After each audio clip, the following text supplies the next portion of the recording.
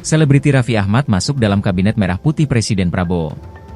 Raffi dilantik menjadi utusan khusus Presiden bidang pembinaan generasi muda dan pekerja seni di Istana Negara, Jakarta pada Selasa 22 Oktober 2024. Ia tiba bersama sang istri Nagita Slavina dan ibunya, Ami Kanita. Tampak Raffi mengenakan setelah jas hitam dengan dasi biru. Sementara Nagita Slavina mengenakan kebaya oranye. Ia mengaku sudah mendapat arahan khusus dari Presiden Prabowo. Namun diskusi lebih lanjut akan dilakukan setelah pelantikan hari ini. Ketika dilantik, Raffi Ahmad berdiri di belakang Luhut Binsar Panjaitan yang juga dilantik hari ini. Ia berdiri tegap menghadap depan. Bahkan saat proses pelantikan nama Raffi Ahmad disebutkan diikuti gelar Dr. Honoris Causa dari Universal Institute of Professional Management di Thailand. Pemberian gelar ini sempat jadi perbincangan hangat karena UIPM disebut belum memiliki izin operasional di Indonesia. Download Tribun X sekarang,